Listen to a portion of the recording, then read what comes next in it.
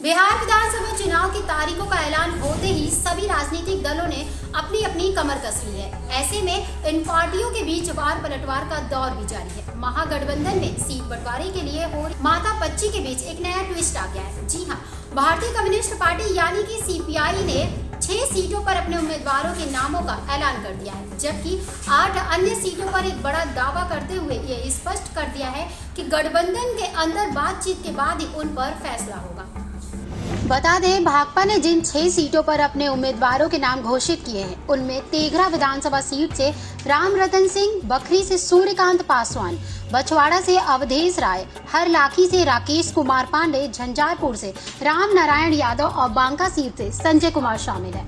सबसे दिलचस्प तो यह है कि सीपीआई ने रुपौली सीट से चुनाव लड़ा था, लेकिन इस बार उसने इस सीट को पीछे छोड़ते हुए बांका सीट पर अपना निशाना लगाया है। बांका वो सीट है जहां 2020 में राजद यानी राष्ट्रीय जनता दल ने अपना उम्मीदवार उतारा था। इससे ये साफ जाहिर होता है कि महागठबंधन के घर में सीटों का समीकरण पूरी तरीके से बदल रहा है, जबकि कुछ सीटों पर सहयोगी दलों में जबरदस्त टकराव की स्थिति भी देखने को मिल रही है।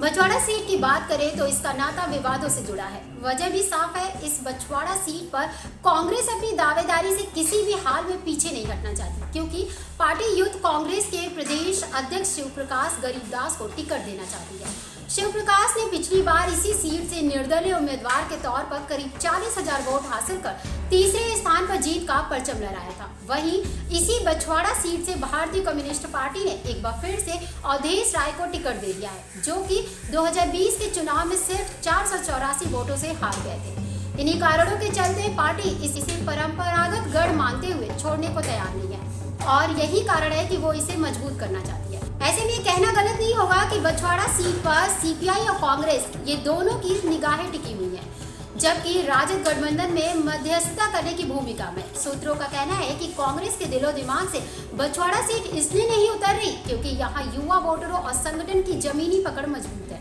जिसके चलते कांग्रेस ये सोच रही कि इसी के जरिए आगामी बिहार चुनाव में उसका बेड़ा पार हो जाए। ऐसी खबरों को देखने के लिए बने रहिए जर्नलिस्ट कैफे न्यूज के साथ।